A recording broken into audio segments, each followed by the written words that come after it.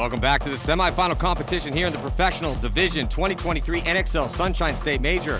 I'm Manny Marshall with Rich Tufford, and we are here on GoSports.com. First event of the year, and the four teams battling to see who's going to make it on to the finals. First up is going to be San Diego Dynasty versus New York Xtreme. First time that we have seen New York Xtreme make it into the top four, and conflicting styles in this fight. Xtreme a little bit more aggressive. Dynasty can play aggressive too, but obviously got to give the advantage in this one to San Diego Dynasty. So on the breakout here, San Diego Dynasty starting from the red side and New York Xtreme from the blue side. New York Xtreme, look a 5-on-5, man. Yeah, and they're going to McLean. McLean with the start, had some good points in that close and their win to get him into the semifinals, and he's going to be looking towards that D side. But both these teams are outside in right now, Matt. He's zoning up. Dynasty taking a little bit of ground. And then now in a secondary getting Harrison Fry. So they got, looks like Chris Shear going into the wedge and Harrison Fry. So they're two new pickups here getting a start in the semifinals. That's big. That's a big statement. That means Dynasty really, really believes in these guys. And they want them to get that confidence, that they have that confidence in them, right? Archie over here in the control position, control stick in the side, snake side, putting pressure on Jerry Caro, who's in his mirror. New York Xtreme with two Aztecs in the center field. The two control positions, the can on the drill side and the tower on the snake side, and the center wing with George McLean. Archie now peels off. Body coming off right now. Corey Hall taking the walk. That's cross field shot there, I believe, from Archie. Really key and crucial kill there. Patrick Kraft Jr. going to get into that stand-up can. Referee chases him in. Looks like he's good to go. McLean is going to launch. He gets to this 50 brick here. Battle going down here on your screen with two bodies for Dynasty and one for New York Xtreme. It's Harrison Fry and Archie Montemayor for Dynasty. George McLean for New York Xtreme. And Xtreme, down that one body 5-on-4 situation in favor of Dynasty. So Dynasty definitely pushing the issue and the aggression on some secondaries, kind of like meeting Xtreme. Okay, you guys play fast? Yeah, we're down to play a little fast too. We're good at that too. George McLean battling with Harrison and Archie up here in a 2-on-1 situation. He's got to back down a little bit, play a little more smarter here. He's got to understand he's got three guys in front of him. They're down a body. He needs to stay alive here. If New York drops one more body and this goes from a 5-on-4 to a 5-on-3, the chances of New York winning that point are going to be very, very slim. So the next player that dies from New York is going to be a huge factor in this game. Yeah, CJ Cantor kind of bumping back and forth between Aztec and the back center. We can see from our back line robot cam, and now our eye in the sky here as we get some nice context of how this game plan is developing. So yeah, man, McLean, he's in a treacherous spot, but somebody from New York Xtreme needs to step up, win a gunfight to even up this count. 12:40 to go here in this semifinal battle. It's 15 minutes in regulation. Yeah, George McLean up front getting a lot of pressure, but communicating really well from there. Talking to CJ Cantor, calling all the spots. I'd like to see someone like Jerry Cantor maybe move up to a position where he could protect George a little bit, or maybe CJ Cantor could do the same thing. George is kind of out there on an island all by himself, and it looks like Archie's trying to figure out how to get down here. If he does, he can shoot Archie George in the back, obviously. And there goes Archie into that 50 snake. Archie in a crucial spot right now and trying to find a way to drop a ball in on George McLean, but catching a lot of pressure. Harrison Fry down low, protecting Archie from that inside run from George McLean. Yeah, George McLean and Jerry Caro need to work together here to 2-on-1, put pressure on Archie there in that 50 snake. Harrison's protecting Archie, but he can't support him. He can't shoot back at George and can't shoot back at Jerry. So technically, Archie's kind of in a 2-on-1 battle up there, and he's got to be very, very cautious and not let one of those guys get a shot on him. Dynasty does have the one-body advantage here, Matt, and it might be a good opportunity for them to use that one-body advantage to maybe start pushing down that drill side. Yeah, they're just being smart about it, right? We're pretty deep into the tournament right now. I hate that about them. Well, I don't want to be negative. This is why Dynasty is the best team in the world. 3 out of 6 wins last year, been on this magnificent run past 2.5 seasons. Basically, essentially since the COVID break of 2020, it's been Dynasty's ruling the roost at the top end in professional paintball, and they do it because they have such a diverse skill set. They can play slow, they can play fast, they can gunfight with you forever, they can run down the field. They have everything that it takes to win tournaments, as they've proven. They have a one-body advantage, but they want to be very careful. Try to catch New York Xtreme making a mistake. So it looks like Archie and McLean going to trade bodies. Yeah, Jerry Caro was not able to support George McLean there. George basically was playing 1-on-1 against Archie instead of George and Jerry playing 2-on-1 against Archie. Now Jerry's got to be careful that Archie doesn't catch him as well. 3-on-5 advantage here for Dynasty. Dynasty has no reason to go forward. They're in all the spots. They know exactly where the New York guys are. If New York loses another guy, they're probably going to have to concede this point. Marcelo moves from the Drita corner to Drita 1 mat as Harrison moves back from the wing to the little laydown brick in the center of the field. Dynasty calm, cool, and collective here, Matt. They know that they're in complete control of this point.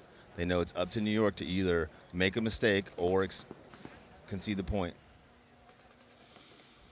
Yeah, so Packcraft everyone's just kind of looking for it right now, Rich. Packcraft's getting up on his feet, trying to figure out where he can go. And what Pat and CJ and Jerry need to decide here is like, hey, man, can we go win this point? Because if so, they need to go win the point. And if not, then Danny's obviously needs to concede the point. Dynasty's just going to let this clock run down. They're not moving anywhere. They're not shooting their guns. They're not doing anything that would jeopardize their control of this field right now. Yeah, no mistakes on the part of Dynasty so far. I mean, the only body that dropped is the trade with McLean. Oh, speaking of mistakes. Packcraft stepping up, 4-on-3 advantage still for Dynasty, but signs of life here for New York Xtreme. I think it's a 3-on-3 because Archie came off too, so it's 3-on-3. Oh, wow, 3-on-3. What a turn of events there. Yeah, that's just that's a tough death there for Harrison Fry. Oh, and they're going to get – Jerry Caro coming up big. Yeah, Jerry Caro getting the shot. And so 3-on-2 advantage New York. Ryan Greenspan did not know that Jerry Caro had that lane controlled, and he tried to advance the insert bunker on the snake side, and Jerry Caro able to get that kill. So now it's a 3-on-2 advantage here for New York Xtreme as time burning off the clock in this point number 1. We're down to 8:50 already. CJ Cantor's going to close the gap here, Rich. He's got to be really, really careful. Marcelo Margot making a move up on that D side, gets into D4. CJ cannot make a mistake here. Jerry Caro coming across. Marcelo gun battling down the sideline with Packcraft Jr. Ooh, Chris Shear gets eaten up here by Jerry Caro. 3-on-1. That puts Marcelo in a really tough spot, and he's going to try to make something happen. Goes right into the gun. So good zone control. Beautiful job here for New York Xtreme. I mean, they were down a body, but just up Jerry Caro. But a couple mistakes made by San Diego Dynasty. Harrison Fry dying at his spot. Ryan Greenspan trying to get that inside or outside and in move. And you almost never see Ryan make that misread, right? Like he clearly thought Jerry wasn't in that position. Kind of went around the corner, made the great move, just had no idea what Jerry was there. Jerry's perfect timing catches him. Really good close there for Jerry Caro. CJ Cantor and Packcraft. Way to pull it back against the best team in the world. So now we're going to see first point here, Tampa Bay Damage and Impact. This is the match I've been waiting for since definitely Thursday, but honestly since as soon as I saw the game plan, the field map. Yeah, so Tampa Bay Damage. So when Tampa Bay Damage had to struggle against Heat, won in overtime, so they had a big battle. Impact put up a bunch of points against the Bears. So Damage had a tougher road to get to this spot, and sometimes the tougher road is it pays dividends for you. So we'll see if that's actually going to be the case, or is Edmonton Impact going to continue to just handle business out there, because they've looked really good up to this point. Impact dropping their first body out of back center, Matty. I was going to say 5 alive, but 5-4 advantage for Tampa Bay Damage, playing from the red side of the field. Impact playing from the blue, breaking out from the back center tower. Fuzzy is now in the tower on the snake side. He's going to support JC in front of him.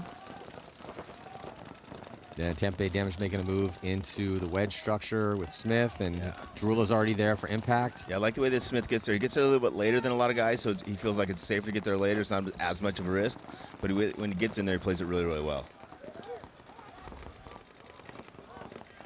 Point settling down a little bit here. Nice little secondary to that center 50 for Impact. Down a body here, but slightly better field position. Impact's one of the few teams, and I would say other than Damage, who they don't really mind if they give up field position on you. Right? They feel comfortable enough in their primaries and with their gunfighting communication and just overall saltiness that if you get to a key spot, you don't see their mood changing. They don't start gunfighting aggressively or making big moves. They're like, okay, he's in this key spot, play accordingly, and rarely do they lose guys from those positions. Something all the other teams could learn something from. Well, so Drula digs out actually wide to make it to Snake 1, and then JC is he's gonna move into the wedge. I like that. And then now he's gonna go up to the 50. Yep. At the same time, it looks like Rainey maybe gets out to the Dorito from that wedge on the Dorito side. No, that's not Rainey. I think it's Horn. Yeah, I was gonna say, looks like Horn. So Horn body language was all wrong. If it is Horn getting a real big opportunity here. So Horn came in for Chad Bougier and played pretty well. He's the future of the team. Joey Blue is very, very fond of Horn and thinks he's going to be the future of the team. Well, he's one of those younger guys that pushes the older guys to play. Like, hey, I'm gonna be at the field. You guys coming out? It's off weekend, but I expect to any see of you you out old there. creatures, you old dinosaurs, going to come out this weekend and watch me stunt? Or you gonna just sit at home and drink beer? Just wondering. Drew looking inside. I don't know if he took a bounce there. He looked at his gun, shaking a little bit. Drew looking inside. He's got a great zone all the way across the field, Matty. The zone of death all the way across the field to like a huge X. And he's got 6 pods on his back, and he's just going to pump the gap. So, yeah, Smith looking cross field right now, D side. But tense moments here with very close on the body count. 12:24 to go here.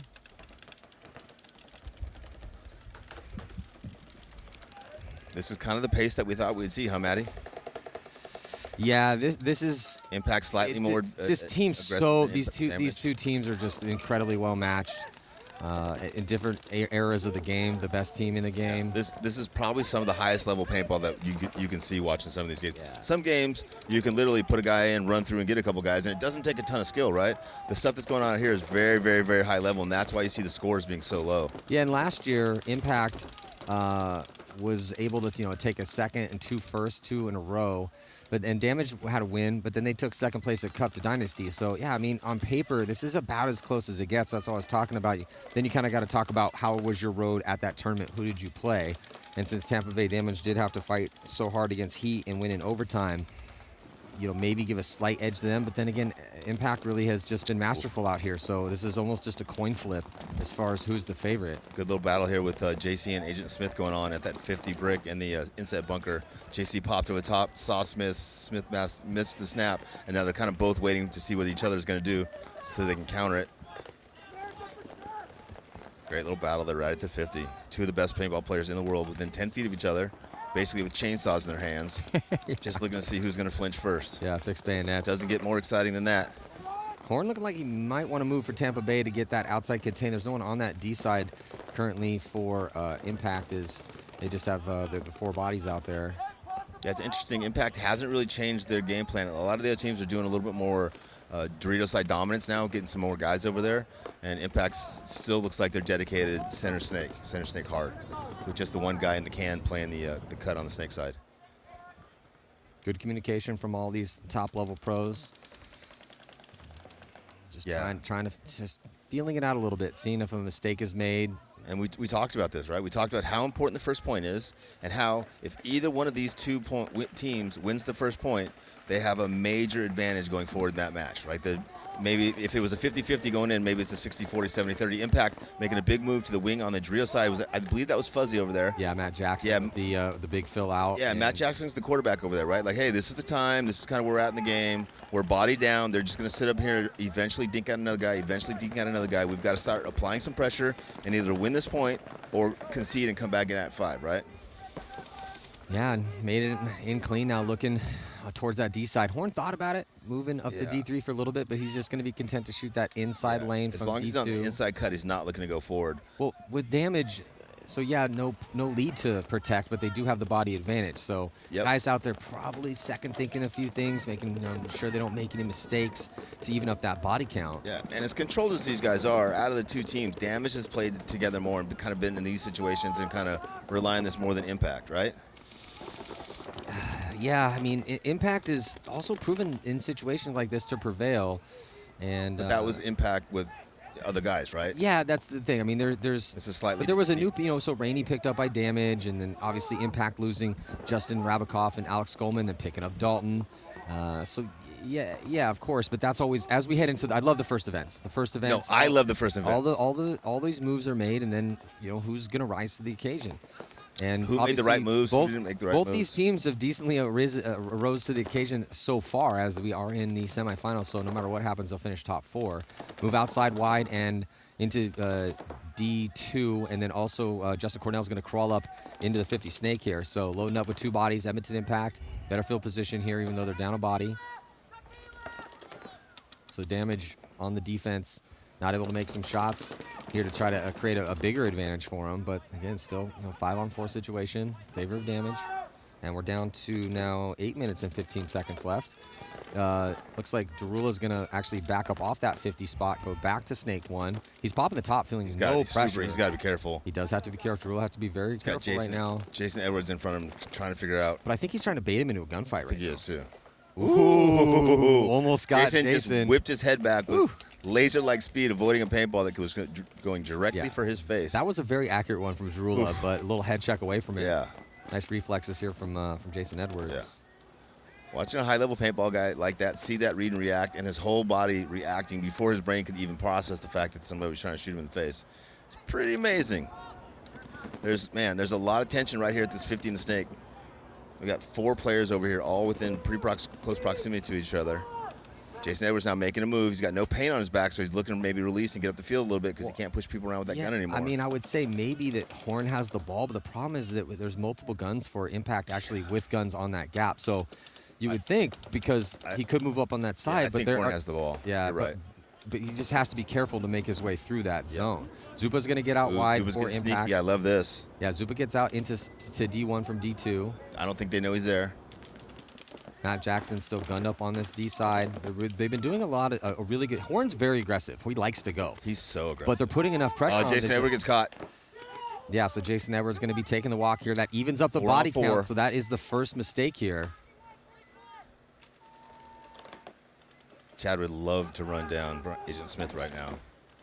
But he doesn't know if the Horn and the Doritos looking inside or not. If he could get information from Derula that Dorito's on the tape, then he can run down Dorito's side and get Smith and get the can and get he can do that. Now if he just goes forward on the inside, as long as that Dorito's off him, he can get 2 or 3 guys cleanly. He's going to go into the gun. If he'd have gotten some information from Derula, he could have gone the other way and stayed there alive. So even down a body, Edmonton Impact playing the aggressor, taking the spots. They get the shot on Jason, and then they run down Smith. It does cost the 2 bodies from this side, though, so then a run over from Jackson. That's a nice fill to get to the back. Yeah, 2-on-3. Back center. It's just a 2-on-3. Yeah, 2-on-3 situation here currently is damage disadvantage. Yeah, Jackson also thinking about coming over. I love guys that are so versatile like Matt Jackson that can start up a path in a game, attacking on the Dorito side, and be like, oh no, in order to win this game, I've now got to be attacking on the Snake side, or shoring up the Snake side. I love that field awareness, and I love that versatility. Is it me, or is this starting to feel like one of the longer, slower points? It's not just you, Rich. Okay, because sometimes, I just don't know. We thought we might see this, right? Oh, we knew. Yeah, we did. We didn't know if we were going to see a 10-minute long point. We knew it was going to be a very tactical battle. And we're definitely seeing it right now. Still, the advantage does go to damage with those 2 bodies coming off from that D side, or from the Snake side here for Edmonton Impact. Zupa looking for it, and he's going to be moving up. He's got Horn still at D2. So Zupa's going to go into D4, and then Jackson has moved all the way back on over here to the Snake side. And then now he's going to gun up on that side. I think he's going to have a chance to catch. Did he catch Jacob in time? He's not. He caught Jacob, but then Horn is going to streak through. Horn's going to go. Didn't see Horn. Horn's going to get the buzzer. Horn is going to hit that Oh, buzzer. big, huge for Horn. Fuzzy had no idea. He went past the brick at the same time Horn went through. He could not see him. Really heads-up play there for Horn. I'm so happy with that call from Joey getting Horn in that spin. Yeah, that's going to be huge for his confidence. Yeah, we talked to Joey. I've been talking to Joey for a couple years, actually, about how good Chris Horn is actually getting. And then sure enough, as Jacob goes past him, he's the first to launch. He trails right behind him and utilizes that chaos. And then even though Jacob did have to trade his body, and Matt Jackson still alive over here for Impact on the Snake side, Horn was able to get to that buzzer and take that first point. Crucial first point for damage, because now it's going to be up to Impact to push into the guns, and they have, I think, probably around 5 minutes left to go here in this semifinal matchup. We're in the pits here currently for Tampa Bay. Big point here. Dynasty looking to get back in this match. New York looking to give themselves an opportunity to play for first and second for the first time in their career. Archie, big bite goes to the tower. Dynasty takes the Dorito corner, gets in there live. That's a big move for them. Getting outside is going to make it easier for them to move up that Dorito side of the field, Matt.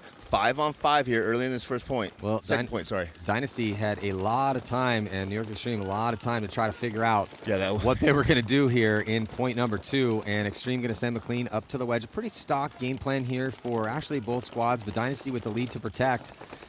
They're not probably going to give Xtreme much. Nope.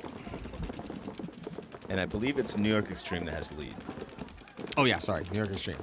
So Dynasty going to be forced to go in.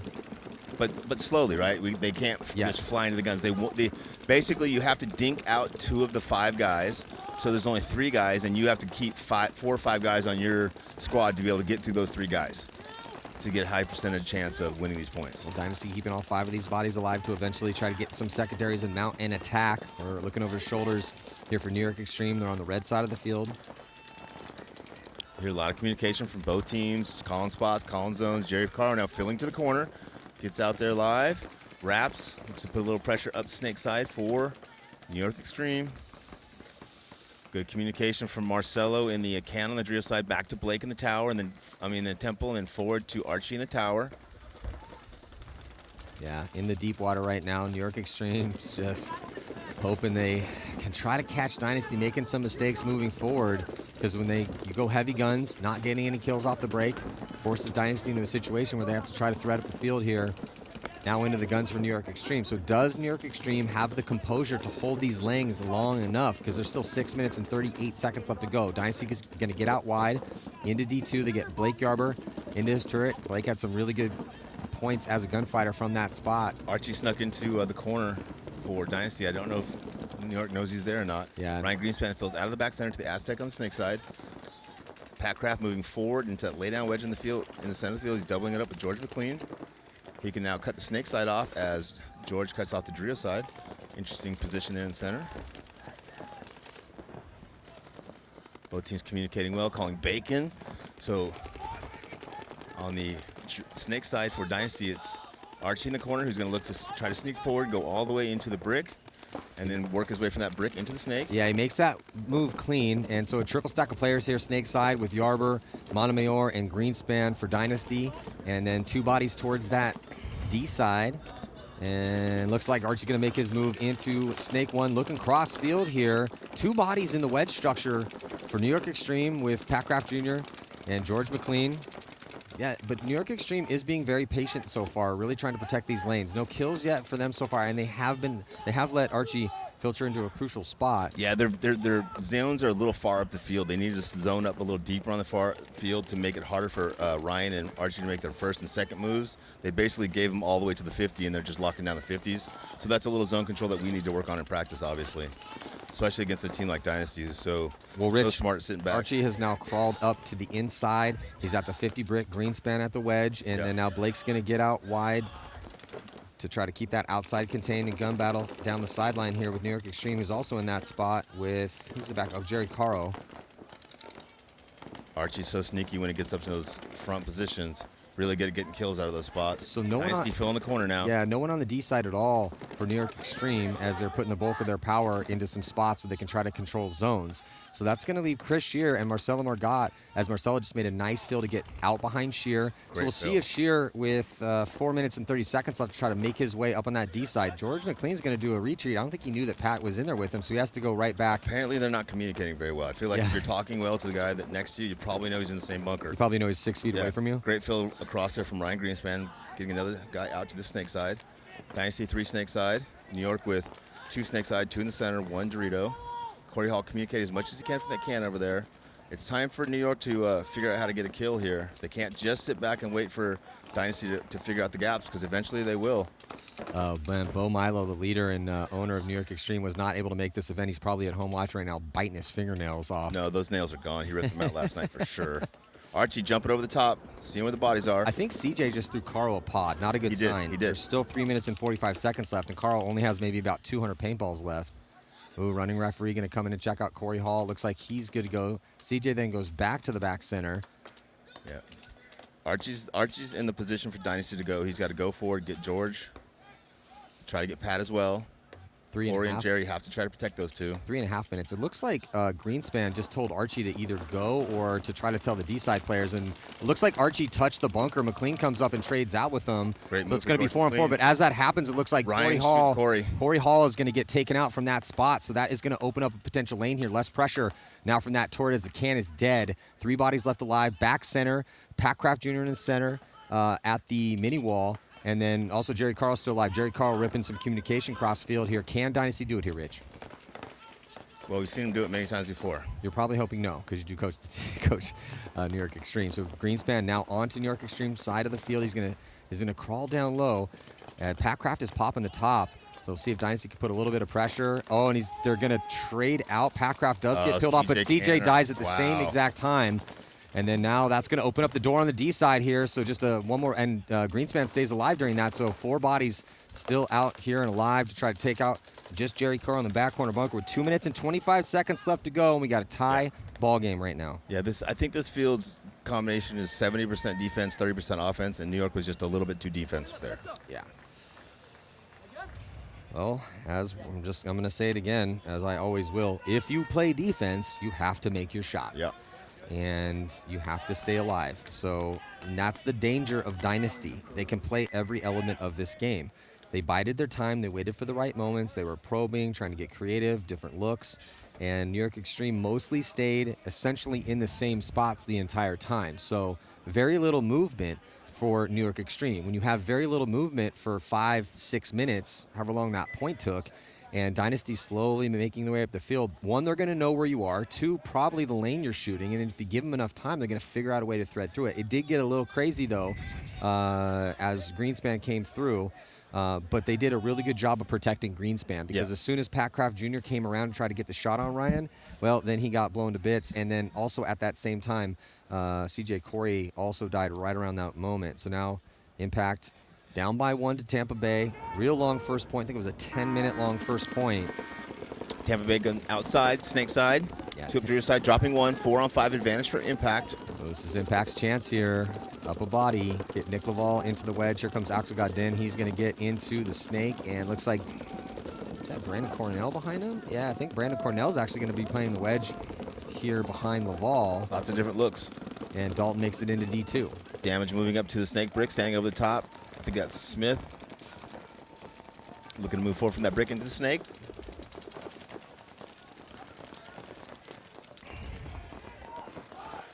I like that too. I like the that little brick on the snake side. If you're going to play defense instead of playing from the corner, I like that inset brick a little bit better. He can protect the wedge in front of him. Yeah, so Tampa Bay damage had taken a little bit of ground here on the snake side. They're at the wedge. We can see from our eye in the sky, we're looking actually over the shoulders here for Edmonton Impact. They're still 5 up. Couple moves for them to go to actually send 2 bodies to the brick here in the snake. Axel's going to go back out to snake 1, and then they also make it into to D2. It looks like he wants to get across to D3. He's wrapping around, trying to push his body that way. Ooh, Dalton checks off. He's going to stay. Dalton wants to get out of D2 right now. He wants to get into D3. He's just kind of really head checking that lane real strong. Yeah, you see him on his feet like that. He's gunfighting with that guy, trying to put that guy in all the way across court. Cornell with a tactical retreat, maybe to go back on help Dalton get over. Yeah, maybe Dalton's thinking, I'll put the guy in and you go underneath or around me, Brandon. Zach Yakimek with also a retreat to get a little bit better gunfight position. He's already got 2 attackers in front of him. Dalton is going to dive horizontal through that lane, and he makes it clean. A little more action this point. Axe over here in the 50 snake. Dalton getting outside the Doritos. Damage just as locked up as you could be. Back center, Dorito can, small Aztec, box on the snake side. Now Aztec goes to snake corner.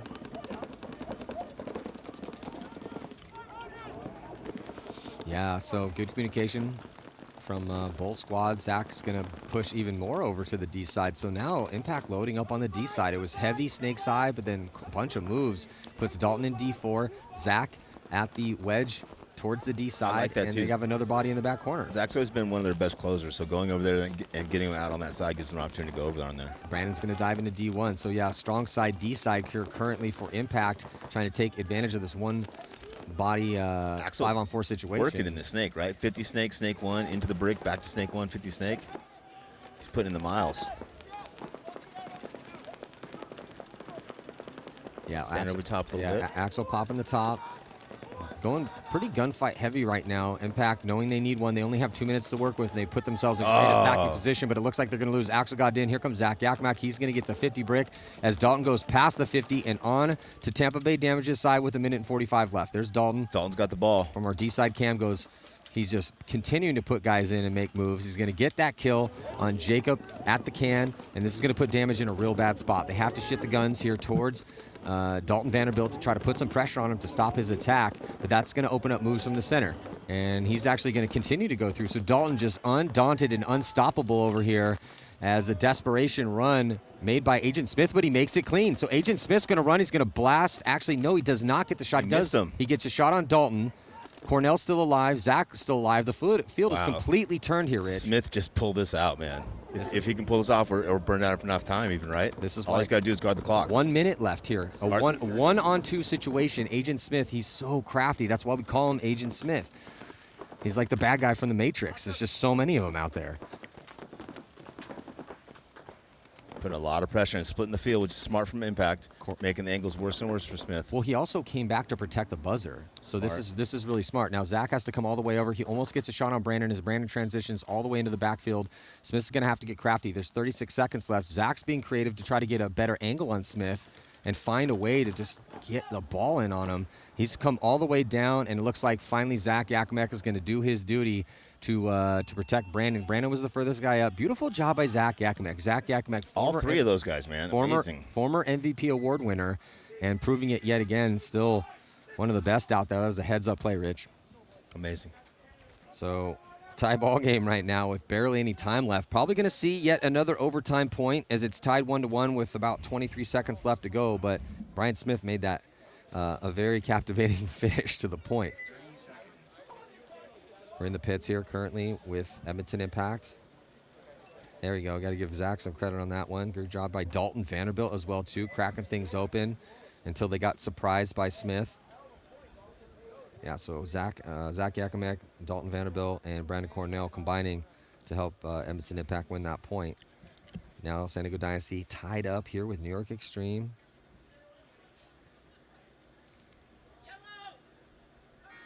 On the breakout, New York Xtreme, can they shock the paintball world? They're going to go heavy and offensive. Going to send Pat Graff Jr. to his spot, but it looks like Dynasty's going to be able to control that zone, and they get the kill on Pat Kraft. That's an absolutely huge kill here with less than 2 minutes to go, Rich. Yeah, interesting read and react there. I don't think Dynasty's going to attack on the snake early in the game, so I don't know if getting Pat there early was really important for them. I think Dynasty's going to sit back, shoot their guns, try to dink out two of the New York guys, and then push when they're up 5-on-3.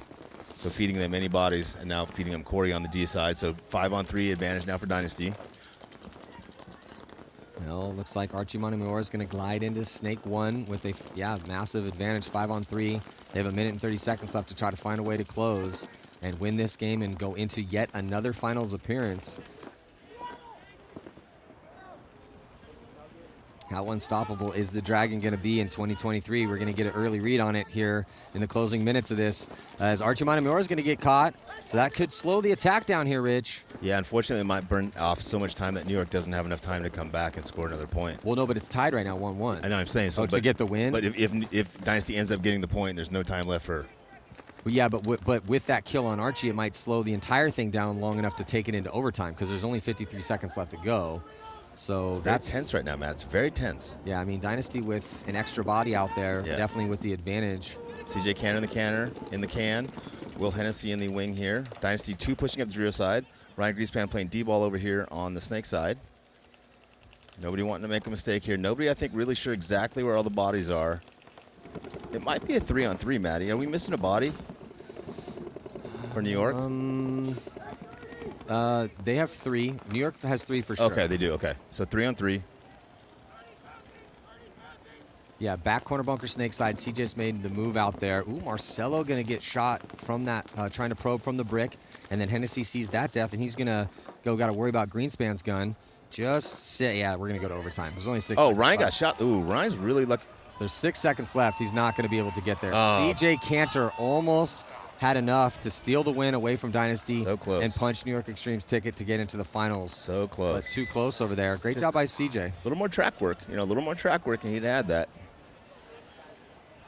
Good point there for New York. Yeah, I don't even think Usain Bolt could have got that one in because he still had about 30 feet to go. It made it interesting. He probably needed another 3, maybe 4 seconds. Yeah. Listen, just being at this point against Dynasty for us in our program is amazing, right? We're super happy with how well the guys have been doing. Well, yeah, I mean, top 4, taking Dynasty to overtime. Yes, of course they want to win and go to their first finals appearance ever, already in their first semifinals appearance. But if you're top 4, okay, you're one of the top teams. You're now a favorite. You're a dark horse, Rich. Finally! Yes, a legit dark horse. Like a real, actual dark horse here, New York Xtreme. And then jumping back to this next match, Impact breaking out from the blue side. Also 1-1, and also just 20 seconds left to go in this one. Is someone going to try to steal it? Both teams losing bodies, though. Two bodies coming off right now for Edmonton Impact, and I think just 1 for Tampa Bay Damage. They're going to run all the way 50-yard line here, snake-sided. Yeah, just not enough time, though. There's only 5 seconds left. We're going to see another 1-1 overtime point. That's very exciting.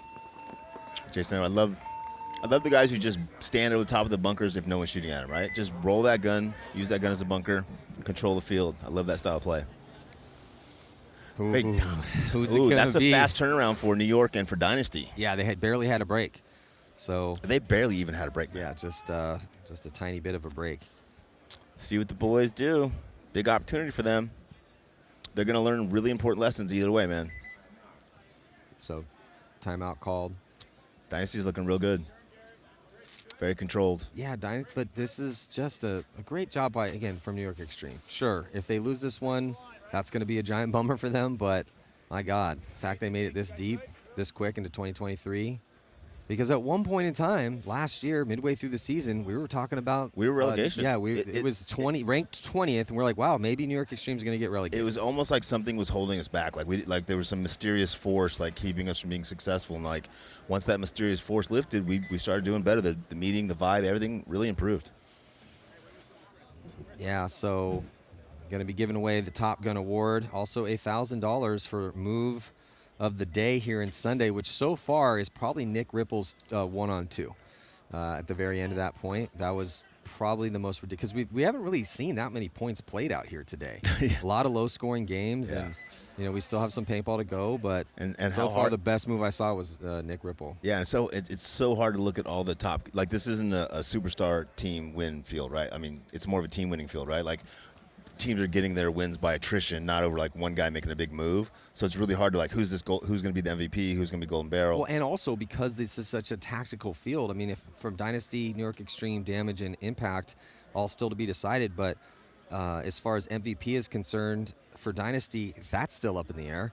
And then for New York Xtreme, depending if they do go on, I think it's going to come down to what happens in the finals. I think it'll probably be. Always does. I think from what we've seen so far, because it's not glaringly apparent, it hasn't been one guy really stepping up. To me now, it's going to be whoever gets into the finals. You're going to get finals MVP and most likely overall MVP, just because it's been a slower playing field. We just haven't seen a ton of points, and no one's been truly standing out on both squads. And it really makes the decision process more challenging with so fewer points, right? If you have a 2-1 match, maybe a guy plays 3 points, maybe he missed a point, so he gets 2 points out there. How do you justify that over the other guy who played 3 that maybe did a little bit? It's just tough. Can't wait. Super excited for you and your decisions. Well, you get a say in it too. That's not true. Archie and Blake coming this way for Dynasty. Marcelo, Ryan, and Chris Shear, Dorito side. Well, we're going to give the $500 for play of the prelims to Matt Askren for winning that game for Columbus Level. Awesome. Well deserved. And then again, that's courtesy of the Mary Catherine and Pate Smith family. So now jumping into our overtime point here, 5 minutes on the clock, is going to be San Diego Dynasty or New York Xtreme in the semifinal matchup. Archie taking the walk.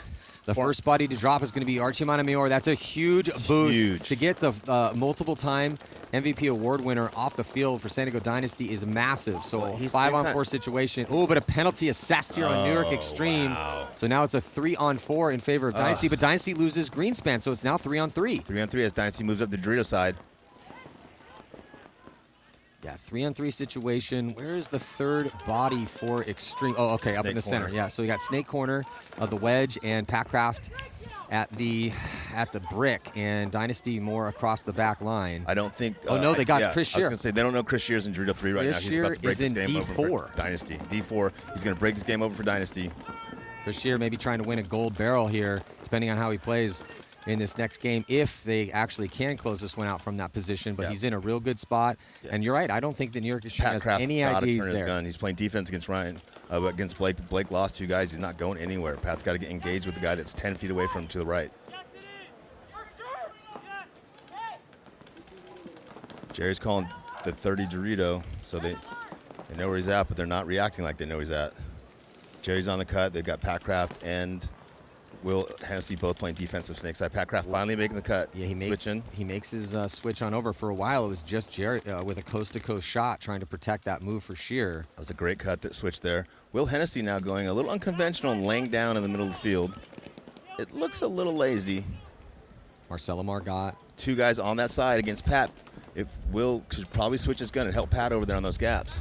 Jerry's a long ways away. Marcelo's probing through the middle. He's going to try to figure out how to go get Pat. Here he comes. Marcelo Margot with a big move. He's going to get 1. Big Marcelo move. Margot's going to get 2. Marcelo Margot going to get himself a 3-pack to finish it off. Well, I'm going to take back my words. He runs out of bounds, but it doesn't matter.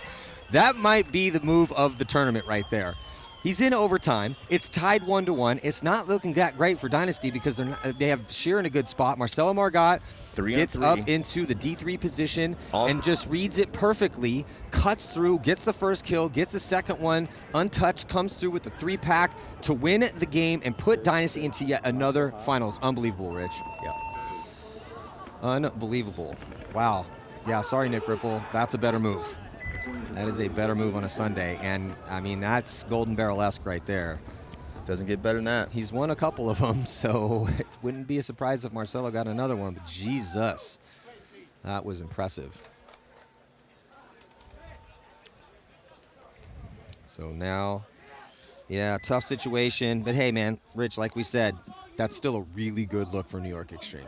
Really good look. I know it's a frustrating turn of events. Bo's probably smashing his computer right now at home, but that's how you earn a win right there. Marcelo Margot just taking it away in the overtime point against New York Xtreme.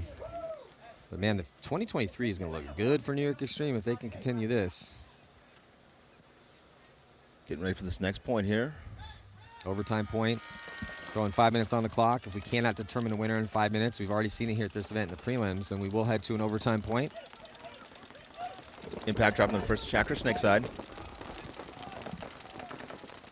Yeah, that's going to be JC taking the walks. That's a big kill for Tampa Bay Damage.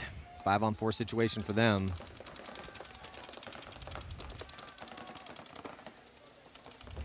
Fuzzy filling from the small Aztec to the tower on the snake side. And now moving up into the wedge. They already have they have a body in the wedge now, getting into the wedge structure. But to that first mini wall. Drilla backing up there for impact in that laydown bunker in the center, looking trio side. Now back to snake side. 4 impact players in the center of the field.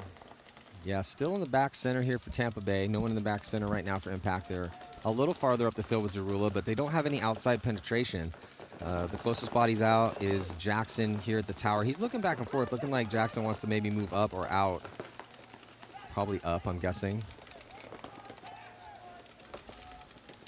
Yeah, Tampa Bay Damage playing very, very tight in their bunkers. Very, very tight zone control. They got Dorito corner. Now moving to the center 50 wedge. Also have the snake wedge, back center. I don't know if they saw him make that move.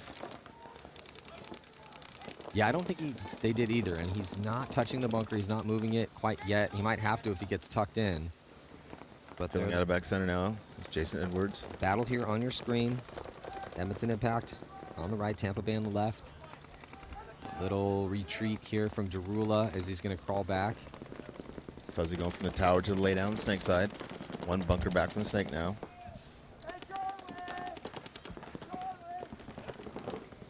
Little fill from the Aztec over to the wing on the Dorito side. For Brandon Cornell.